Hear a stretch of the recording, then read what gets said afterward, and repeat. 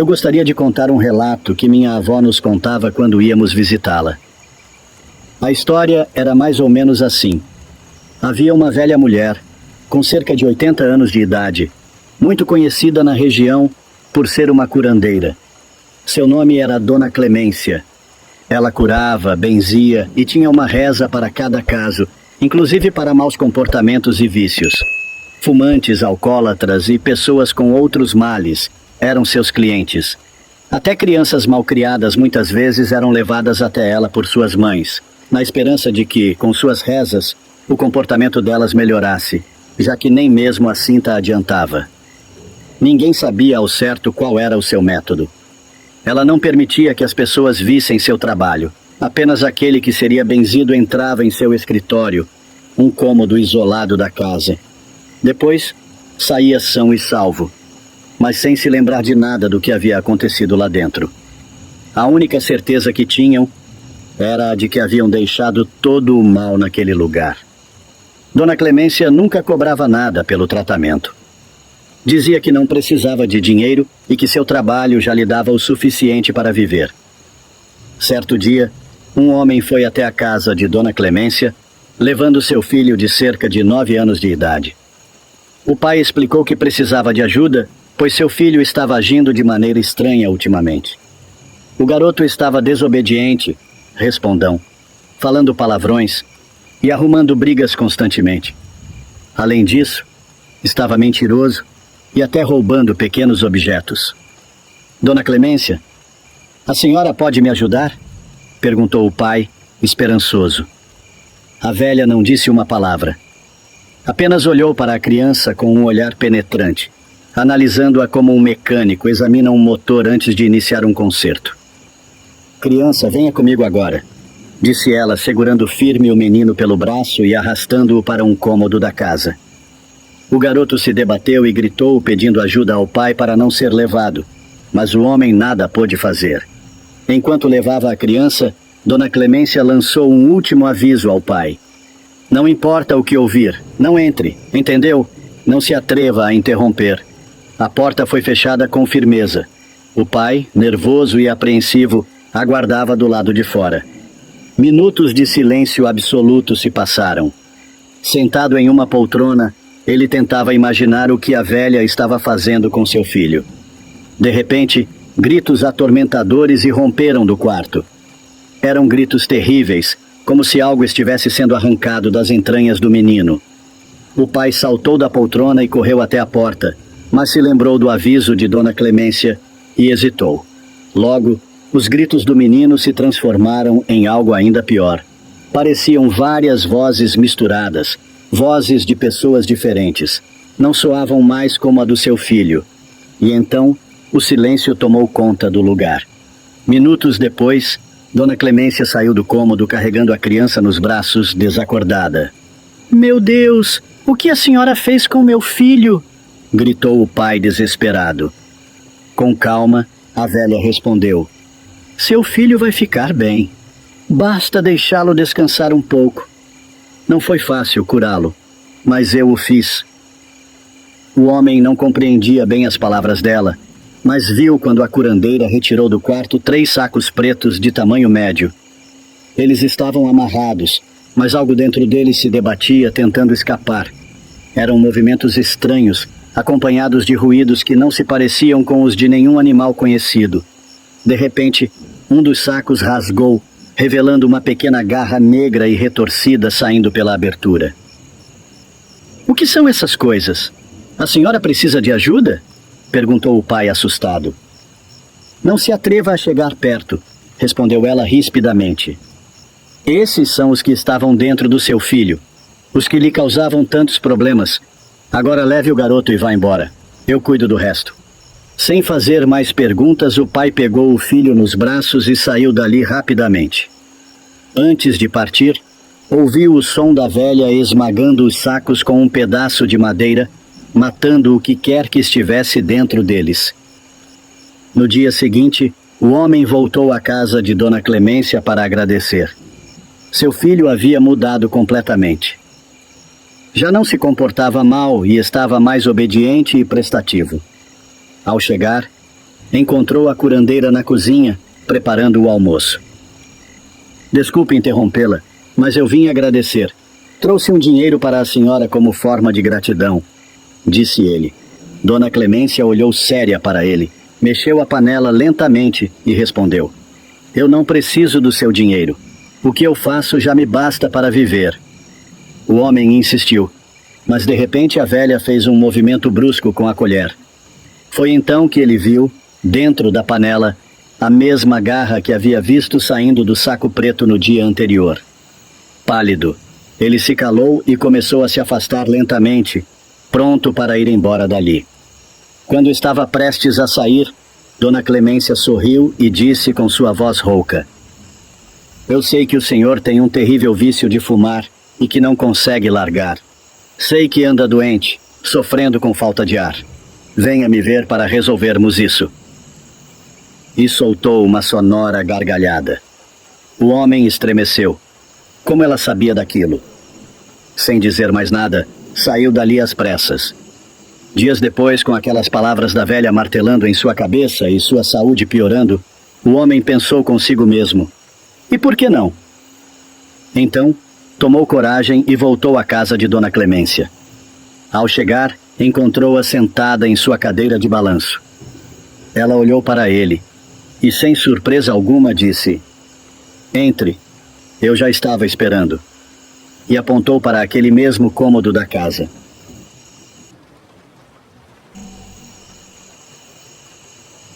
Me chamo Josué e tenho quase 50 anos. Não sou muito bem alfabetizado, pois na época que eu era menino não tinha condições de ir para a escola, que ficava muito longe de onde eu morava. Mas eu me viro com as palavras, então me desculpem desde já pelos erros. Moro em Currais Novos, Rio Grande do Norte, um pequeno município. Vivi minha vida toda na zona rural, trabalhando no plantio de cana-de-açúcar. O relato que vou contar aconteceu nessa mesma cidadezinha, quando eu tinha por volta de 20 para 21 anos. Era de dia ainda, enquanto eu estava na plantação de cana, quando meu avô me chamou para conversar sobre uns ataques que tiveram no sítio vizinho. Perguntei o que tinha acontecido, e ele disse que todas as galinhas e alguns bezerros tinham sido atacados. Achei estranho, pois nunca tinha visto nada do tipo. Meu avô continuou dizendo que o mais esquisito era o estado em que os bichos tinham ficado, completamente sem sangue, com apenas 2 pequenos furos. Brinquei com ele, dizendo que poderia ser vampiro. Meu avô riu e disse que essas coisas não existiam. Mas lembro do olhar dele até hoje.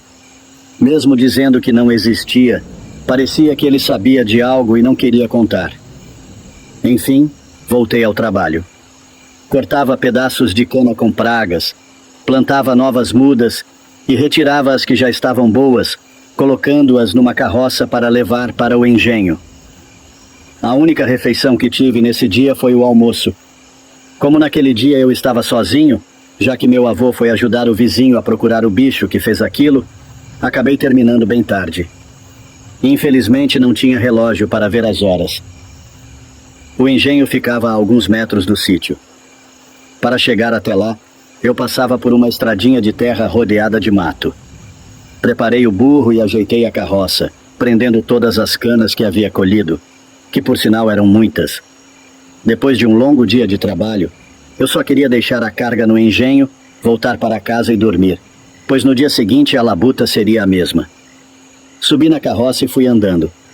Comecei a subir baixinho umas músicas até que, em determinado ponto do caminho, o burro parou por alguns segundos. Dei uma pequena batidinha para ele seguir em frente, e assim ele fez. Achei estranho, pois ele sempre obedecia e conhecia bem o caminho, mas não liguei muito e continuei. Demorou uns 25 a 30 minutos e finalmente cheguei ao engenho. Por sorte, o vigia estava lá e me deixou entrar. Ele perguntou por que eu demorei tanto e contei sobre o bicho que estava solto e tinha atacado o sítio vizinho. Ele só balançou a cabeça e eu entrei para guardar a cana. Depois de organizar tudo, subi de novo na carroça e, antes de sair, perguntei a hora. Ele olhou no relógio e disse que já era quase meia-noite. Agradeci e segui meu caminho. Assim que me afastei do engenho e cheguei perto do ponto onde o burro tinha parado antes, escutei um barulho estranho vindo do mato à minha direita. Nesse momento, o burro parou de novo, mas nem prestei atenção nele. Fiquei mais interessado no barulho. De repente, um cheiro ruim começou a tomar o ar. Tampei o nariz e olhei para o burro. Ele estava completamente paralisado, com as orelhas em pé. Me arrepiei todinho quando escutei um grunhido esquisito. Tentei fazer o burro se mexer, mas nada. Ele não reagia nem com reza brava. Foi tudo muito rápido. De repente surgiu um bicho todo estranho, parecendo um cachorro vira-lata, mas com pequenos chifres. Não consegui ver muito bem, pois a estrada estava escura, iluminada apenas pela luz da lua. O bicho correu na minha direção e me derrubou da carroça. Tentei lutar com aquilo que tinha bastante força.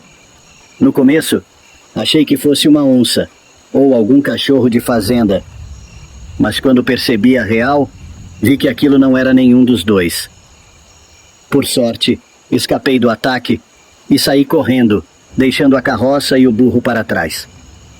Ouvi a criatura vindo atrás de mim e comecei a rezar para todos os santos que me vinham à cabeça. Foi então que, como se Deus tivesse me atendido, vi 2 lanternas correndo em minha direção. Pelas vozes, eram meu avô e o vizinho que gritavam: "Achamos o bicho! Achamos o bicho!" Só me tranquilizei quando cheguei perto deles. A criatura continuava vindo atrás de mim, mas parou quando viu os 2 homens. Meu avô e o vizinho correram atrás do bicho e conseguiram dar um fim nele. Meu avô, quando ainda era vivo, dizia que aquilo era um chupa-cabra, mas até hoje eu não sei o que era. Bom, quando cheguei no sítio da minha avó foi a maior alegria. Fazia tempo que não via meus avós. Conversamos muito, colocamos o papo em dia, atualizei sobre nossa família, tudo na cidade grande, e que no dia seguinte iriam chegar as coisas que eles mandariam para o barco. O sítio fica um dia de viagem de barco descendo o Rio Negro, entrando em alguns braços de rio até chegar na comunidade, e de lá seguir viagem de canoa dentro por alguns minutos a remo. Eu comi de tudo, até quando já estava bem cheio, e meus avós traziam mais comida. Era só risada. Eu entendo. Eles sozinhos ali sem ver seus netos e filhos, dá essa alegria instantânea neles. Quando a noite cai, o único meio de iluminação é uma candeia, o que chamamos de lamparina, feita com querosene, latas recicláveis e o pavio de tecido ou algodão. Meus avós e eu sentamos na varanda com uma camisa de manga comprida e calça jeans velha para se proteger do frio e dos carapanãs. Foi aí que veio a parte mais legal do interior. As histórias de terror, de fantasmas. Minha avó foi a primeira a falar. Quando eu era pequena, morava no interior, assim como aqui, em uma casinha feita de barro e teto de sapê. Era bem arrumadinha. Morava com minha mãe, meu pai e irmãos. Nós adorávamos escutar esses causos de visagem, mas isso aconteceu quando estávamos morando lá. Minha mãe dizia que toda noite, à meia-noite, escutava um grito de mulher, que parecia que estava correndo dentro da mata fugindo de algo. Era um grito bem alto. Esses gritos arrepiavam os cabelos do corpo. Meu coração chegava a palpitar de medo. Encolhíamos nas cobertas e rezávamos muito para aquilo passar. O pai de vocês dizia para não abrir a casa e nem tentar ver pela brecha o que era aquilo, pois poderia ser uma visagem, e isso assombrar nós por um bom tempo. Ele nem precisava falar. Nunca iríamos abrir a janela. Isso se prolongou por bastante tempo, até que um dia, do nada, parou. Enquanto ela contava essa história macabra, eu já estava me cagando de medo. Aí fui me aproximando deles. Me sentia seguro perto deles. O meu avô tomou a palavra. Eu lembro de algo parecido do finado Zé Raimundo. Ele me disse que no começo deste ano, ele escutou uma mulher gritar não muito longe da casa dele. Ela gritava correndo, como se estivesse fugindo de um bicho. Quando ele faleceu? Perguntei curioso. Mês passado, disse meu avô. Mesmo que seja apenas histórias ou real, melhor não olhar essas muras da mata. Deus me livre, disse minha avó se benzendo. O relógio deu 19 horas e o sono veio como pedra, rápido e pesado. Era costume dormir nesse horário no interior, já que na cidade dormimos muito tarde. Meus avós falaram então que era pra gente ir pra cama, que já estava tarde e que tínhamos muita coisa para fazer no dia seguinte. Minha avó me deu um lençol grosso feito de remendo, uma rede para atar na cozinha da casa e uma pequena lanterna para quando eu quisesse urinar fora, lá no passeio da casa, pelo cercadinho mesmo. Atei a rede, me ajeitei e cobri-me com aquele lençol quentinho. Dei boa noite a eles e eles foram para o quarto.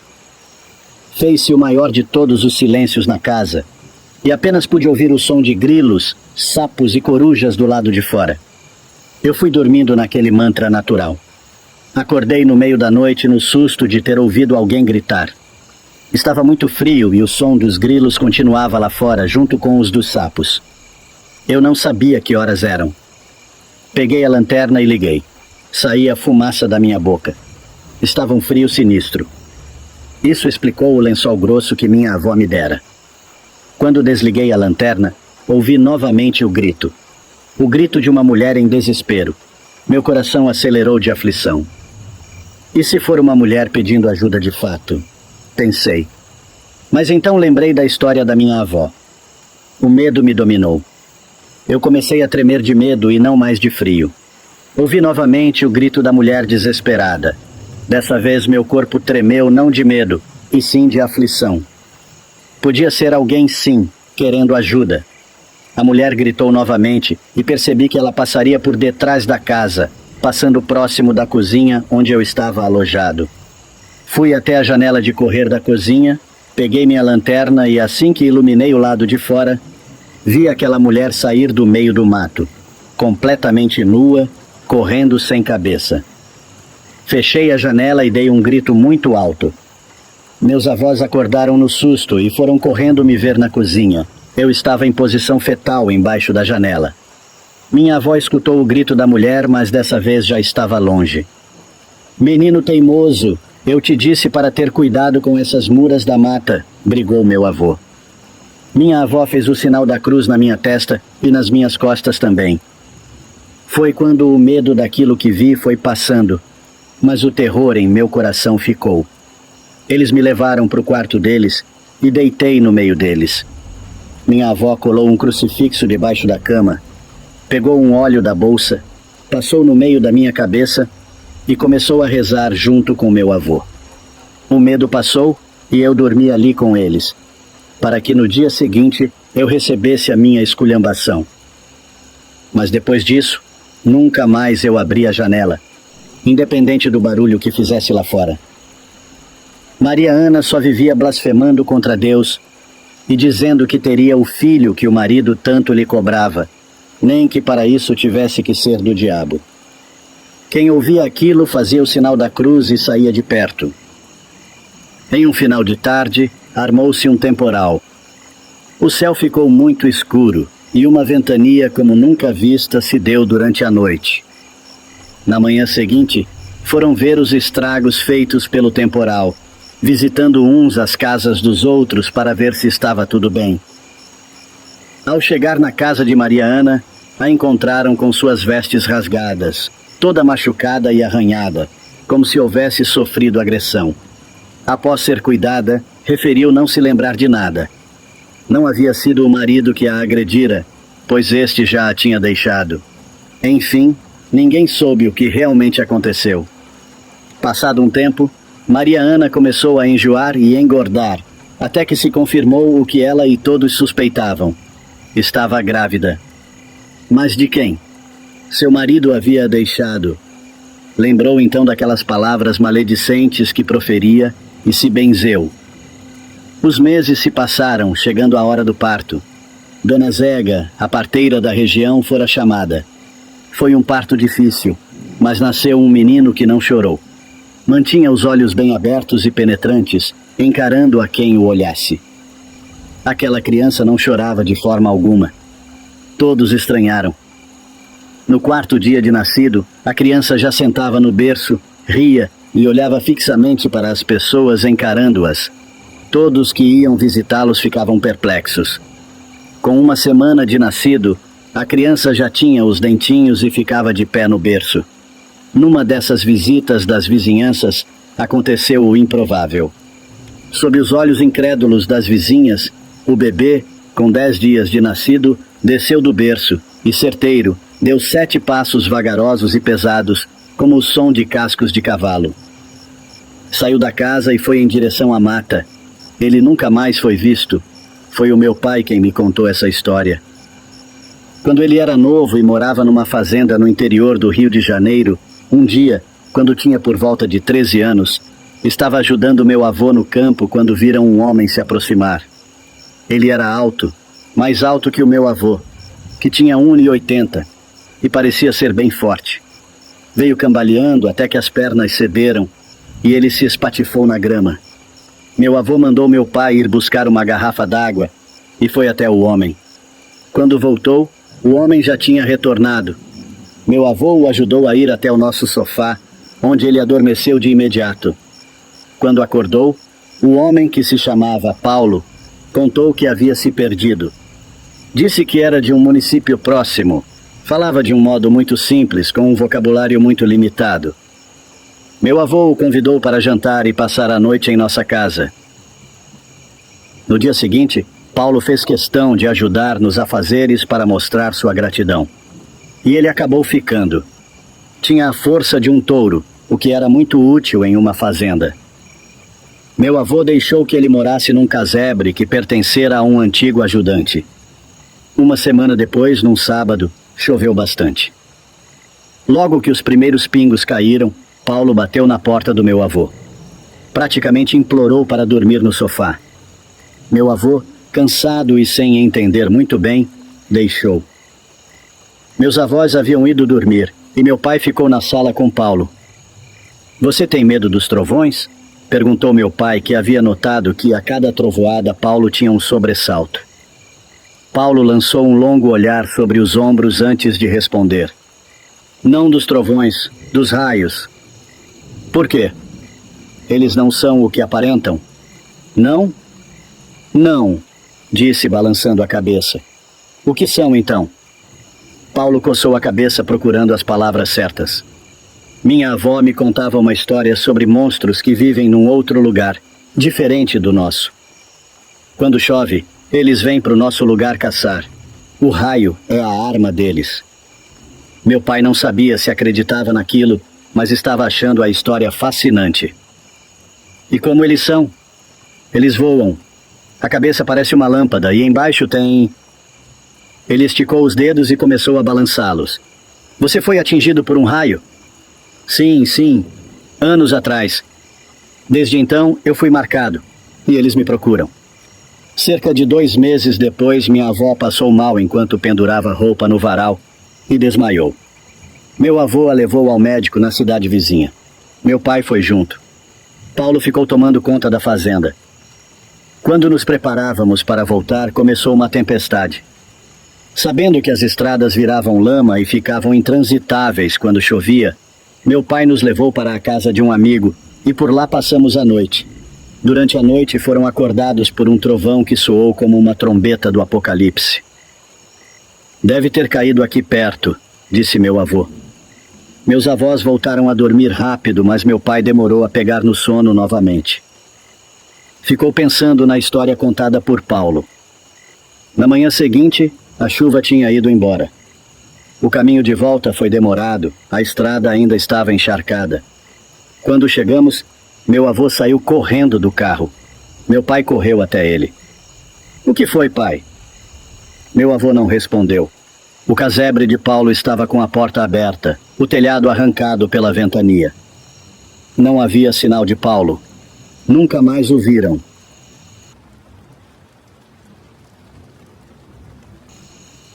Eu vim contar uma história que o meu bisavô sempre nos contava antes de falecer.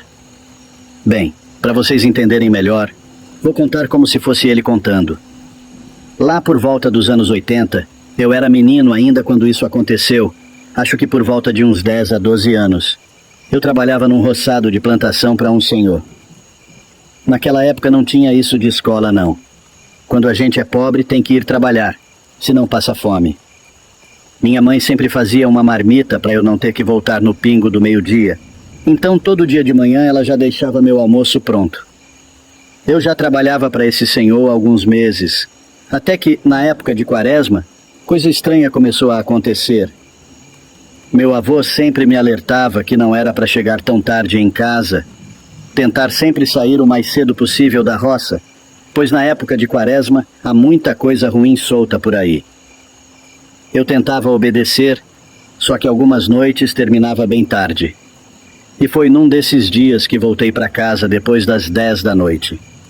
Tinha uma parte do caminho que eu ia a pé sozinho. Enquanto eu caminhava, observava a lua, quando escutei passo arrastado vindo de dentro do matagal ao meu redor. Eu parei para ouvir melhor, e realmente parecia uma pessoa andando por ali. Eu gritei perguntando se tinha alguém, mas ninguém respondeu.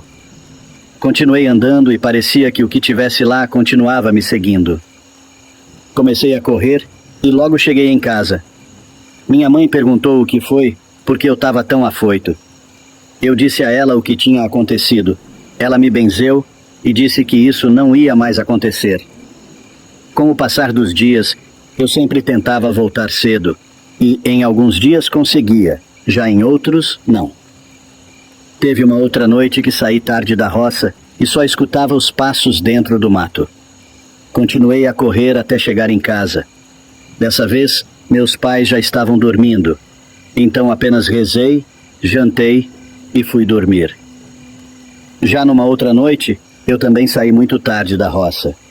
Eu estava com medo de passar por aquela estrada de novo, então pedi para alguém me acompanhar pelo menos até a metade. Mas, infelizmente, os trabalhadores iam para caminhos diferentes. Então lá se vai eu pegar aquela estrada escura e solitária. Eu já tá me tremendo de medo, mas, por outro lado, também tá cansado de correr. Até que, novamente, num certo trecho da estrada, algo começou a me seguir por dentro do matagal. Eu respirei fundo, peguei uma pedra que estava no chão e joguei na direção. Para minha surpresa, algo inesperado aconteceu. A mesma pedra que eu tinha jogado foi jogada de volta.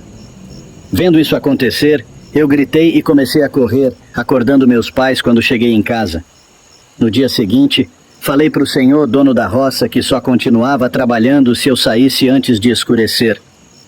Infelizmente, fiquei sem emprego naquela época, pois ele não aceitou e me mandou embora. Pelo menos não passava mais por aquela estradinha.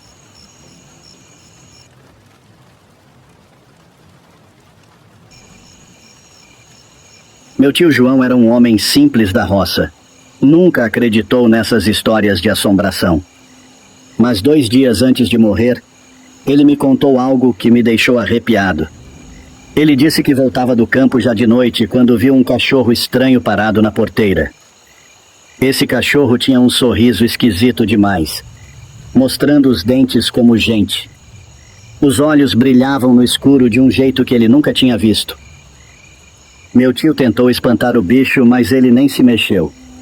Só ficou ali, olhando, acompanhando ele com aquele sorriso diabólico. Ele achou melhor ignorar e foi para casa. No outro dia de manhã me chamou e contou tudo, meio fiado, como se tivesse medo de ser zoado. Ele disse que teve pesadelos horríveis com aquele cachorro durante a noite. 2 dias depois, acordamos e ele já está morto. Ninguém entendeu o que aconteceu, mas o pior foi a expressão dele. Parecia que tinha visto uma coisa do outro mundo antes de partir. Até hoje eu penso naquela história do cachorro e no que pode ter acontecido. Será que era só um bicho qualquer? Eu não sei. O mal se apresenta de muitas formas. O meu tio jamais se assustaria com um cão normal. Do modo como ele me contou, aquele sorriso não era um sorriso de cachorro.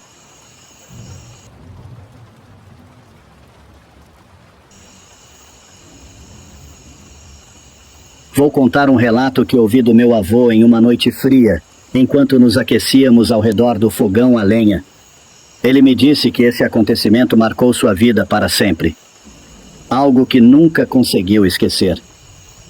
Não se sabe ao certo se era noite de lua cheia, quaresma ou algum outro período especial. Mas o céu estava limpo e iluminado o bastante para que ele pudesse enxergar o caminho. Meu avô voltava do comércio montado em seu cavalo, carregando algumas sacolas com mantimentos.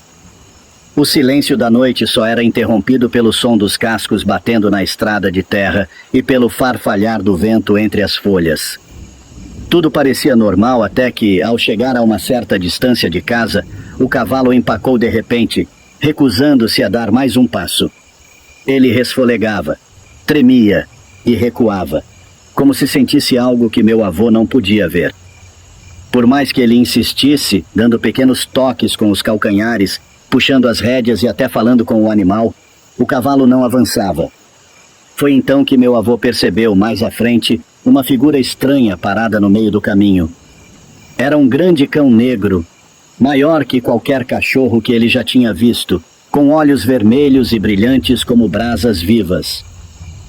A criatura o observava imóvel, como se esperasse algo, e o ar ao redor parecia ficar mais pesado. Mesmo com medo, meu avô decidiu seguir em frente. Pegou uma ripa de madeira que trazia consigo, sempre útil para afastar cães e outros animais do cavalo, e a atirou contra o bicho. O objeto voou em sua direção, mas ao invés de atingi-lo, pareceu atravessar seu corpo, como se o cão fosse feito de névoa.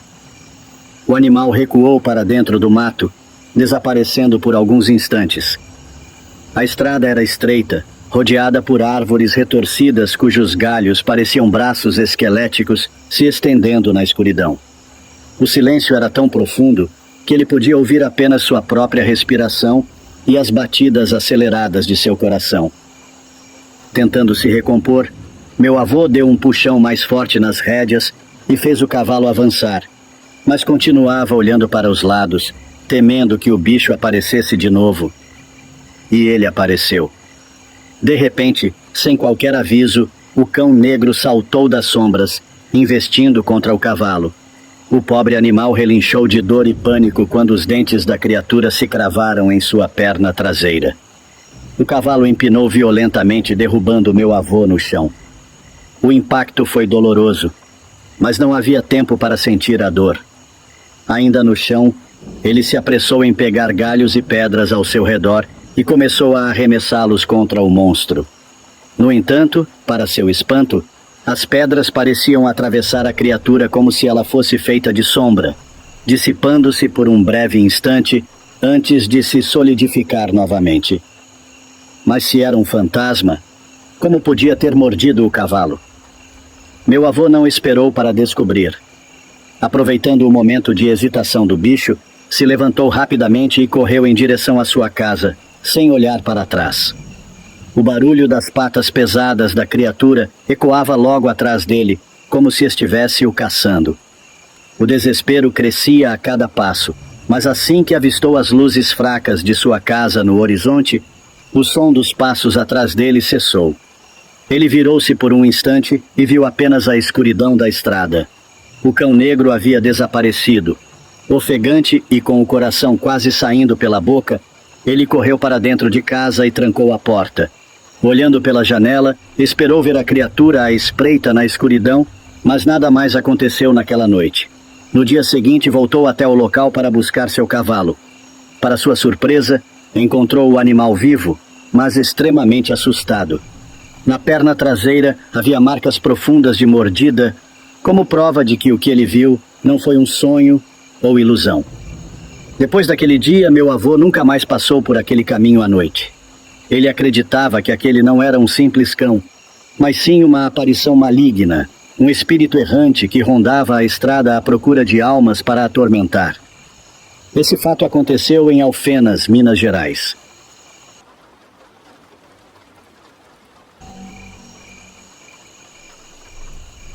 Já era tarde, e a lua cheia iluminava o céu.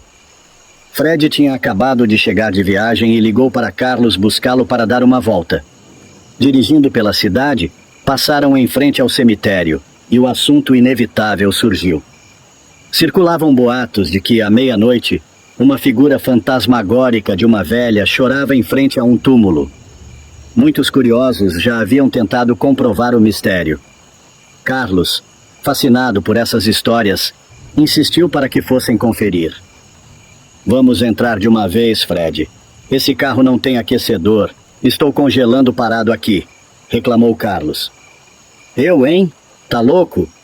Acha que vou por meus pés lá dentro ainda mais de noite? Fred respondeu rindo nervoso. Já vi que você é um amarelão mesmo. Espera aqui então, eu vou sozinho, Carlos desafiou. Mesmo receoso, Carlos entrou no cemitério.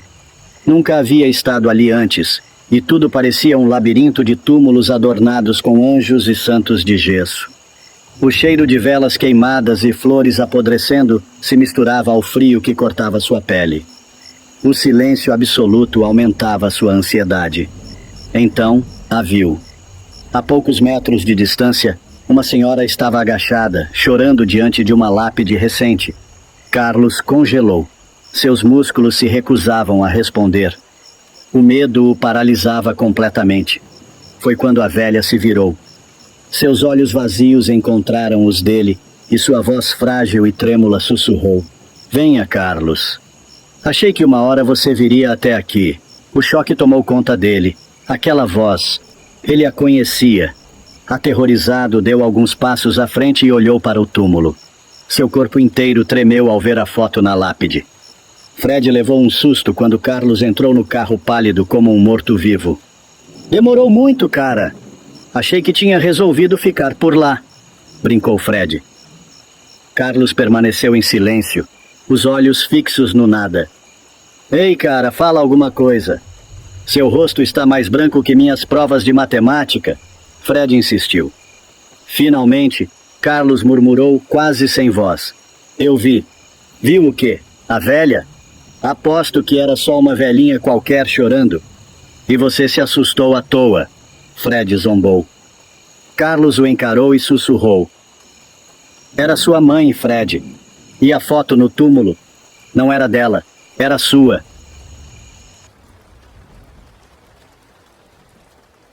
Meu nome é Marcos. Sou um homem já de idade, natural de Mossoró, mas ao longo da vida trabalhei em diversas cidades do Rio Grande do Norte. Ainda hoje me pergunto o que realmente aconteceu em uma pequena fazenda nos arredores de Açu. Foi real ou fruto da minha mente cansada e perturbada pelo isolamento? Em 1989, fui contratado para realizar a manutenção de uma propriedade esquecida no interior do estado. A fazenda pertencia a um velho amigo, Antônio, que a herdou após a morte dos avós. Ele precisava de alguém para consertar a casa principal, cuidar da terra e talvez decidir o que fazer com o lugar. A sorte é que não havia animais para cuidar, já que a fazenda estava abandonada há muito tempo. Eu precisava do dinheiro, e a solidão nunca me assustou, ou pelo menos era isso que eu pensava. A propriedade, que alguns diziam ser pequena, revelou-se até bastante extensa, com cercas caídas, campos secos e currais e celeiros abandonados. A casa principal parecia ter saído de um pesadelo. Madeira podre, janelas quebradas e uma aura de abandono impregnada em cada parede. A única construção em condições razoáveis era a casa do caseiro, onde eu ficaria. Parecia que alguém havia feito algumas reformas recentemente, mas ainda assim, tudo estava velho e emperrado. Antônio não veio sozinho. Seu irmão Gustavo e sua irmã Ana também estavam lá para me mostrar o básico e garantir que eu teria tudo de que precisava. Antes de partir, Antônio fez questão de deixar uma última advertência. Ei, Marcos, cuidado com as noites aqui, hein? Na hora, achei que era apenas uma brincadeira, mas o tom sério em sua voz me fez hesitar. Ana, por outro lado, ficou visivelmente incomodada. Antes de ir embora, ela me abraçou e, em voz baixa, sussurrou. Se ouvir alguma coisa estranha à noite, não saia para olhar. Seu olhar carregava um peso que me fez refletir. Ela sabia de algo, mas era tarde para voltar atrás. Os primeiros dias transcorreram sem grandes eventos, tanto no sentido físico quanto espiritual. O trabalho era duro, mas a rotina ajudava a manter a mente ocupada. Durante o dia, o sol forte dissipava qualquer vestígio de medo, e eu me convencia de que as histórias de assombração não passavam de superstições locais.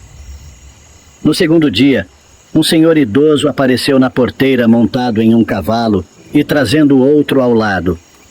Ele me disse que Antônio o havia enviado para me entregar o animal, caso eu precisasse me deslocar até o vilarejo mais próximo. Agradeci e tratei de preparar um abrigo para ele, amarrando-o sob uma pequena cobertura.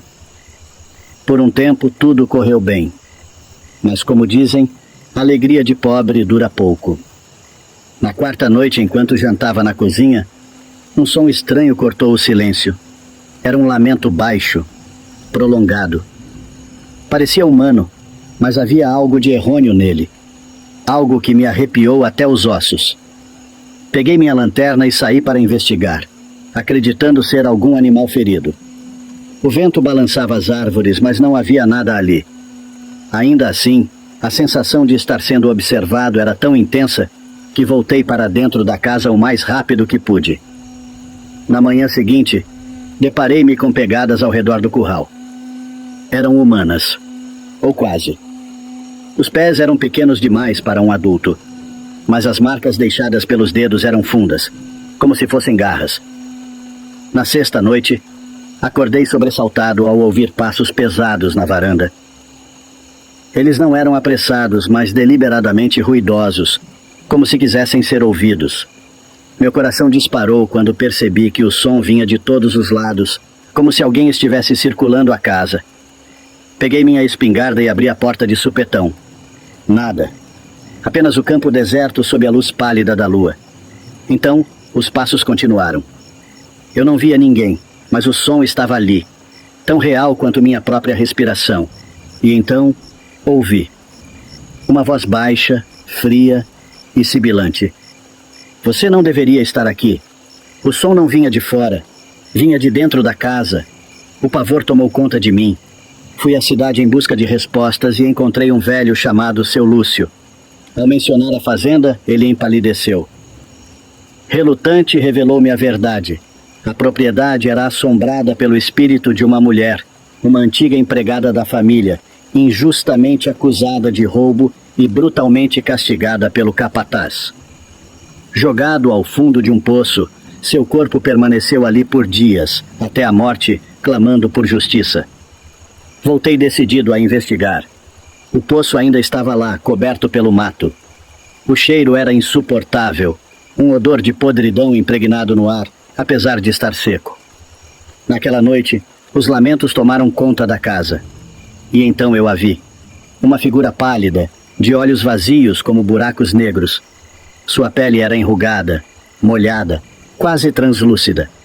Quando se moveu, o som foi de passos pesados, como se cada movimento carregasse o peso do sofrimento. Por que está aqui? Sussurrou. Eu não consegui responder.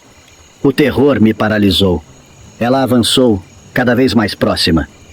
Num último lampejo de instinto, recuperei o controle do meu corpo e corri. Peguei o cavalo e fugi sem olhar para trás. Quando Antônio e Ana voltaram, me encontraram na cidade, decidido a nunca mais pisar naquela fazenda. Pouco tempo depois, a propriedade foi vendida, mas, pelo que sei, ninguém ficou lá por muito tempo. Hoje, sei que existem coisas que vão além da compreensão humana. Algumas almas simplesmente não fazem a travessia. Eu vi. E nunca mais esquecerei aquele rosto. Meu nome é Francisco, tenho 50 anos e decidi compartilhar com o público do canal as histórias que ouvi de meu avô, o saudoso Ananias, um cearense nato e um homem de garra que viveu no coração da Caatinga. Desde pequeno, eu ouvia atentamente os relatos cheios de mistérios e fenômenos inexplicáveis que meu avô compartilhava nas noites silenciosas, iluminadas apenas pela fraca luz de um candeeiro. Sem a luz elétrica, O ambiente parecia mais sombrio e apropriado para as narrativas de um homem que afirmava ter visto de tudo: assombrações, aparições de lobisomens e, como ele dizia, a temida Mãe da Mata.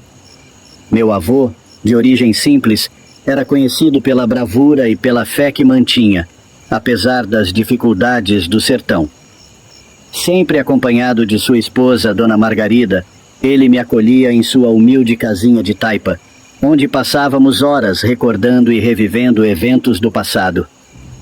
Ali, eu absorvia cada detalhe dos relatos como se fossem ensinamentos transmitidos de geração em geração. Com o tempo, percebi que aquelas histórias eram parte de uma herança imaterial, algo que eu teria que carregar e, um dia, compartilhar para manter viva a memória do meu avô. Uma das histórias mais impressionantes que ouvi foi sobre o dia em que Ananias, por volta dos seus 60 anos, vivenciou uma experiência assustadora. Ao perder um dos animais de sua criação, ele acordou antes do sol nascer para cuidar da roça e, montado em seu fiel burrinho, seguiu para o sítio que ficava distante de casa. Normalmente, voltava antes do anoitecer, mas naquele dia algo fora do comum atrasou seu retorno. Um de seus porcos desaparecera misteriosamente na mata densa próxima ao sítio. Preocupado com a possibilidade de um animal feroz ter atacado sua criação, meu avô começou a vasculhar os arredores, até notar algo que lhe arrepiou a pele. Marcas profundas na cerca, como se algo de grande força tivesse passado por ali. Ao se aproximar, encontrou um pé de manga com arranhões profundos e uma parte quebrada, algo muito incomum para um porco. Examinando mais de perto, ele encontrou apenas um pedaço da orelha do animal, o que o deixou desolado e intrigado. Com a espingarda em punho e o coração acelerado, Ananias continuou sua busca pela mata. A tarde já se despedia e ele ainda não encontrara o porquinho desaparecido. Tenso e exausto, decidiu retornar para casa, imaginando a preocupação de Dona Margarida, que provavelmente o esperava em meio à escuridão silenciosa da noite. Sem um meio de comunicação, sabia que cada minuto de atraso aumentaria a ansiedade de sua esposa. Montado em seu burrinho e acompanhado de seu fiel cachorro Tucumã, um vira-lata amarelo de porte grande e temperamento leal, iniciou a viagem de volta pela trilha que cortava a mata. Era por volta das 7 da noite quando Tucumã começou a latir de forma inusitada. Seus latidos não eram de excitação ou alerta comum, mas sim de medo. A postura do cachorro revelava que ele pressentia algo escondido nas sombras, uma presença invisível que despertava seu instinto de proteção. Percebendo o nervosismo do cão, meu avô segurou a espingarda com mais firmeza e incentivou o burrinho a avançar rapidamente. No entanto, Tucumã permanecia em estado de alerta, virando-se de um lado para o outro, farejando o ar pesado e denso da mata. A estrada era estreita e coberta por árvores altas que fechavam o caminho com seus galhos entrelaçados, criando um túnel natural de sombras inquietantes. Foi então que, num impulso de pavor, Tucumã disparou mata adentro, desaparecendo rapidamente entre os arbustos densos. Seus latidos foram ficando cada vez mais distantes. Meu avô o chamou, mas o cachorro não retornou. Logo depois, o burrinho também parou bruscamente, recusando-se a seguir adiante, nem mesmo com as insistentes chibatadas. Ananias, tremendo de nervosismo, encheu o peito de coragem e decidiu prosseguir a pé. Segurando o candeeiro em uma mão e a espingarda na outra, avançou tentando entender o que poderia estar provocando tamanho pavor nos animais. Ao se aproximar do trecho onde algumas árvores estavam quebradas e arranhadas, ele parou para examinar os estragos. No meio do silêncio, ouviu um som baixo e gutural que fez cada fibra do seu corpo se arrepiar. Era um rosnado vindo das profundezas da mata. Ao se abaixar entre os arbustos, viu a criatura, uma figura coberta de pelo grosso e escuro, que se ergueu nas patas traseiras, atingindo cerca de 1,5 metro de altura. Ananias percebeu sua postura ameaçadora e sua musculatura tensa. num ato impulsivo, pegou um galho do chão e o arremessou contra a criatura numa tentativa desesperada de afastá-la. O animal, que até então estava de costas, virou-se com um movimento rápido, exibindo uma boca ensanguentada e dentes afiados, soltando um rosnado ensurdecedor. Ananias recuou um passo, mas a criatura avançou, derrubando-o ao chão com uma patada. Foi então que Tucumã, como um verdadeiro companheiro, surgiu de repente latindo ferozmente para a criatura. Ela se distraiu por um instante, virando-se para o cachorro. Aproveitando a oportunidade, Ananias pegou a espingarda e disparou, acertando a perna do animal, que soltou um uivo estridente e se embrenhou na mata, desaparecendo na escuridão. Naquela noite, meu avô jamais viu Tucumã novamente. Seu fiel companheiro desaparecera na floresta, e a lembrança daquele encontro sombrio jamais o abandonou. Até seus últimos dias, ele contava essa história com um brilho inquieto no olhar, como se uma parte de sua alma tivesse ficado presa naquela noite sombria.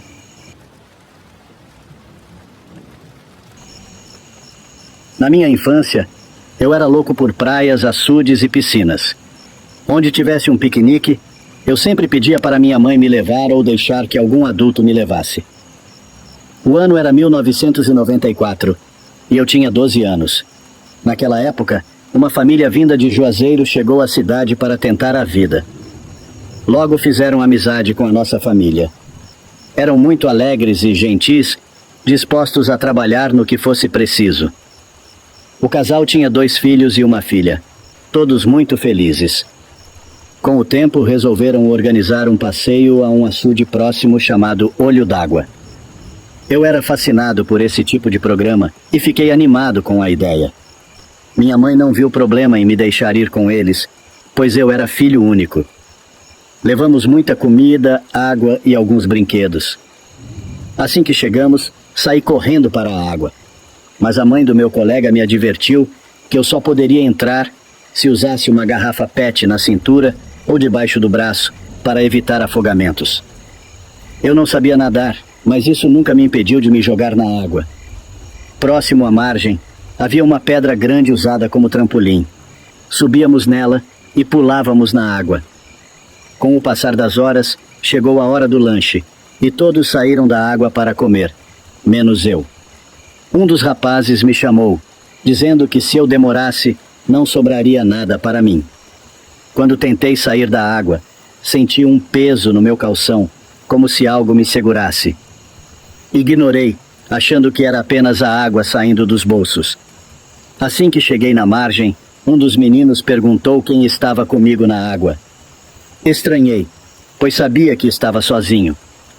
Achei que fosse brincadeira, mas outro colega confirmou que viu uma pessoa comigo. Mudamos de assunto e voltamos a brincar. Mais tarde, chutamos uma bola para dentro do lago. Um dos meninos foi buscá-la e de repente voltou correndo, gritando por socorro. Ele estava apavorado e disse que algo apareceu e levou a bola para o fundo do açude. No início, achei que era mais uma de suas brincadeiras, mas sua expressão era de puro terror. Sua mãe mandou que ele parasse de assustar os outros, mas percebi que ele não estava mentindo. Continuamos brincando e por volta das 16 horas, notei que a bola reaparecera, mas ninguém quis ir buscá-la. Fizemos um sorteio e fui o escolhido para pegá-la. Conforme me aproximava, a bola se afastava, me levando para o fundo. Quando finalmente a agarrei, senti uma resistência, como se estivesse presa. Assustado, decidi soltá-la e voltar rápido para a margem. Quando já estava quase saindo, senti algo agarrar meu tornozelo e me puxar para baixo. O desespero tomou conta de mim.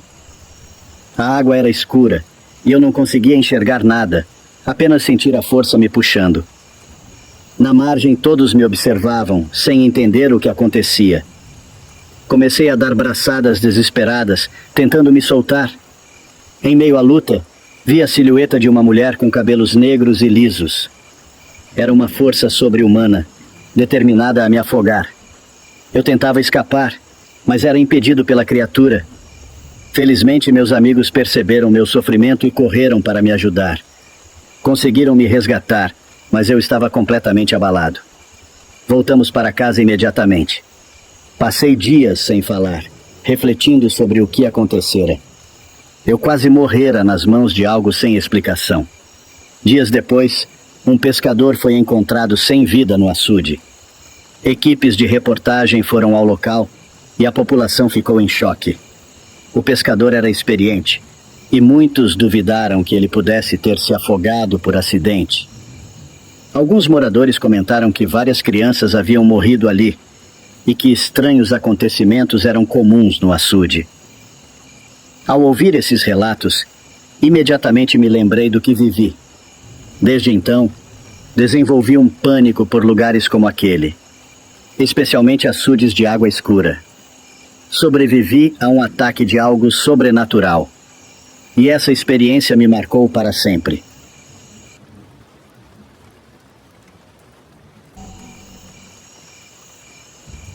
O mundo espiritual é tangível para alguns e invisível para outros. Poderemos algum dia desvendar todos os mistérios por trás das coisas mais terríveis e medonhas do nosso mundo? Bom, eu acredito que não. Pelo menos não no tempo que desejamos. No entanto, meu papel aqui é apenas observar e, se vocês me permitirem, também contar essa história. Eu me chamo Francisco Fausto de Souza. O que irei contar aconteceu em uma pescaria. Aprendi o hábito de pescar desde cedo com meu avô, que infelizmente já faleceu. Ele me ensinou tudo sobre pescaria e, com o tempo, acabei pegando gosto por isso. Acho que é porque sempre fui uma pessoa tranquila e não gosto de muita agitação. Prefiro ficar mais reservado, por assim dizer. Costumava sempre sair de uma cidade para outra em busca de um açude para pescar. Sabia que naquela semana a lua estava minguante, mas mesmo assim era uma lua boa para a pescaria. Estava me preparando para ir a esse açude durante a noite, pois gosto muito da calmaria do ambiente, do canto dos grilos e dos pássaros noturnos, assim como do barulho da madrugada.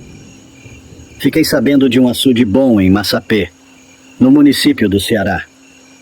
Quando cheguei lá, logo procurei uma pousada que um amigo havia me indicado, paguei a diária e fui dormir um pouco para estar bem descansado para a pescaria noturna. O dono da pousada me disse que, se eu pernoitasse, me daria um desconto, e acabei aceitando o acordo. Ficamos conversando por um tempo e perguntei se ele tinha algo para beber. Ele respondeu que não vendia bebidas alcoólicas, pois costumava dar problemas com bandidos, e ele não tinha paciência para isso. Contou que alguns clientes chegavam de manhã, tomavam um copo de cachaça e ficavam até o meio-dia enchendo o saco. No final do dia, ainda puxavam uma faca querendo arrumar briga. Passei um bom tempo conversando com ele, até que vi um barzinho do outro lado da rua e resolvi descer até lá para tomar uma bebida e passar o tempo. O que me intrigou foi que o dono do bar olhava para mim de forma desconfiada enquanto eu tomava minha cachaça.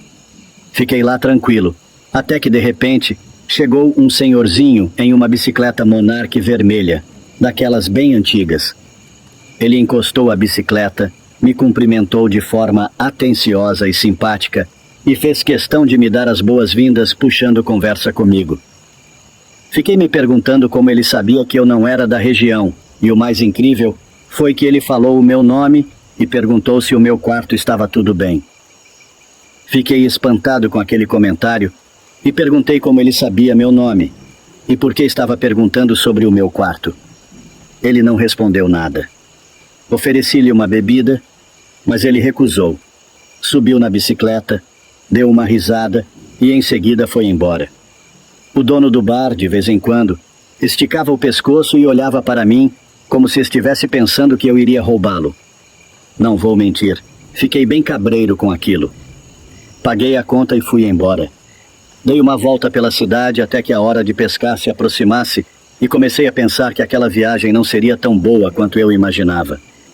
Quando foi por volta das 21h40, voltei para a hospedaria, peguei meu material e segui em direção ao açude tão esperado. Segui pela CE até chegar na estrada que dava acesso ao local. Era uma estrada muito escura, de pouco movimento, mas com algumas casas distantes umas das outras. A informação que eu tinha era que, ao pegar a estrada à esquerda, era só continuar até ver as luzes de uma fábrica de postes próxima ao açude. Fiz exatamente como me disseram, e de longe avistei a fábrica. Quando cheguei ao açude, me instalei na beira da água e comecei a ajeitar minhas coisas. Eu pesco com boia de câmara de ar de pneu de carro, e estava enchendo a boia quando olhei de lado e tomei um grande susto. Se estivesse grávido naquele momento, teria perdido o meu menino. Ao olhar para o lado, vi que lá estava aquele senhor do bar, sentado na beira do açude, com os pés dentro d'água, me olhando. Fiquei um bom tempo olhando para ele e para a estrada, sem saber se corria ou falava com ele. Com o tempo, percebi que ele realmente estava ali e não era coisa da minha cabeça. Resolvi perguntar o que ele estava fazendo ali e se estava me seguindo. Levantei-me e fui em sua direção, com as pernas já bambas do susto. E para piorar o que já estava ruim, quando me aproximei, ele simplesmente desapareceu diante dos meus olhos.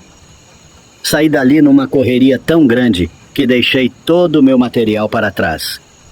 Fui em direção ao carro, tentando ligá-lo desesperadamente, mas ele não pegava. Depois de um bom tempo tentando, finalmente consegui dar a partida e saí a 1000 pela estrada escura. Peguei a CE e desci, voltando para casa. Já havia rodado cerca de 1 quilômetro quando senti algo bater com tanta força na lateral do carro que quase capotei. Olhei para ver o que era, pensando ter atropelado alguém ou algum animal. Ninguém acredita nisso quando conto, mas lá estava ele outra vez, parado no meio da estrada, olhando em minha direção. Dessa vez, com ainda mais medo, resolvi voltar para a hospedaria. Cheguei lá tão pálido que parecia um fantasma. Ao amanhecer, voltei ao barzinho e vi um cartaz com uma frase de saudade e uma foto. Era ele, o pai do dono do bar, morto meses antes, atropelado na mesma CE onde ele apareceu para mim. Desde então, nunca mais consegui pescar. Nunca pensei que uma noite poderia mudar tanto a minha vida.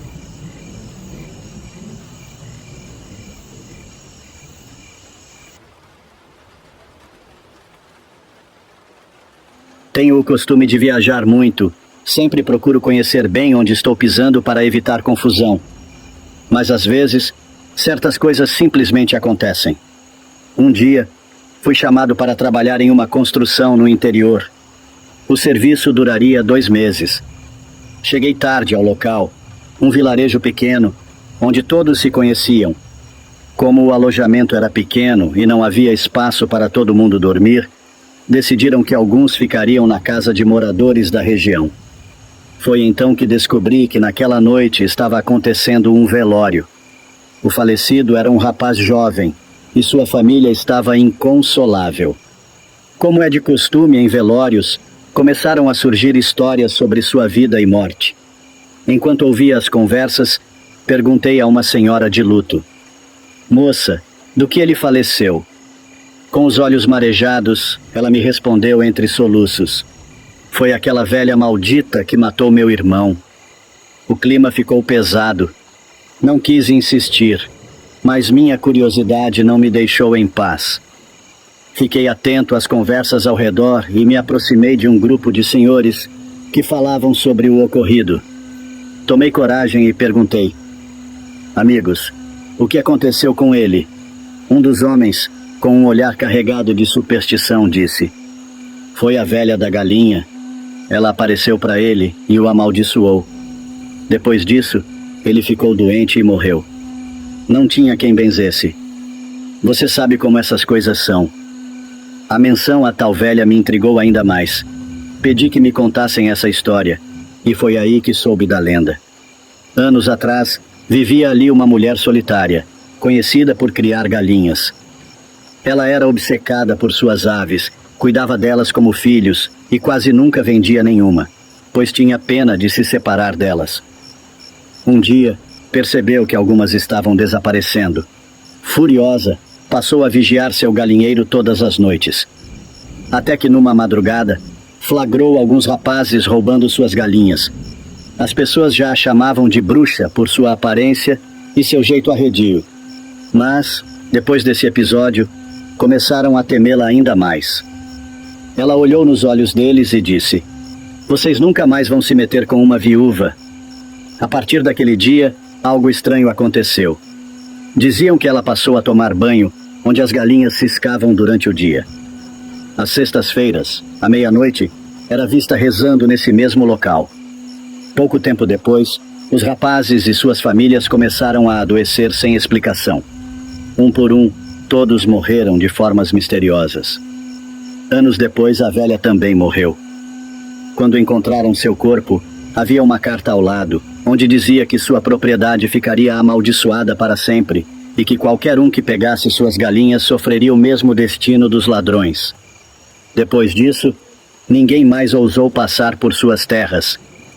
As galinhas restantes morreram de fome e sede, e a casa da velha foi deixada para ser consumida pelo tempo. O rapaz falecido no velório era um dos trabalhadores da obra. Ele não acreditava nessas histórias e riu quando ouviu a lenda. Quando chegou à região, viu o terreno da velha abandonado e perguntou por que ninguém cuidava da propriedade. Os moradores contaram a ele sobre a maldição, mas ele não deu ouvidos. Alguns dias depois, foi limpar o mato do lugar. Lá, viu uma galinha preta, maior que qualquer outra, parada, apenas observando-o. Ele achou que pertencia a algum morador e seguiu com o trabalho. Mas naquela mesma noite, começou a passar mal. Forte e saudável, adoeceu de repente, sentindo uma dor insuportável na cabeça. Nenhum remédio fazia efeito e pouco depois, morreu. Eu, que nunca tive medo de nada, comecei a pensar seriamente em abandonar aquele trabalho. Meu maior receio era encontrar essa galinha preta. Trabalhei os 2 meses na região, mas só sosseguei quando finalmente fui embora. Até hoje, ninguém mexe na propriedade da velha. A lenda continua viva, e o povo ainda diz: ela se tornou a galinha preta.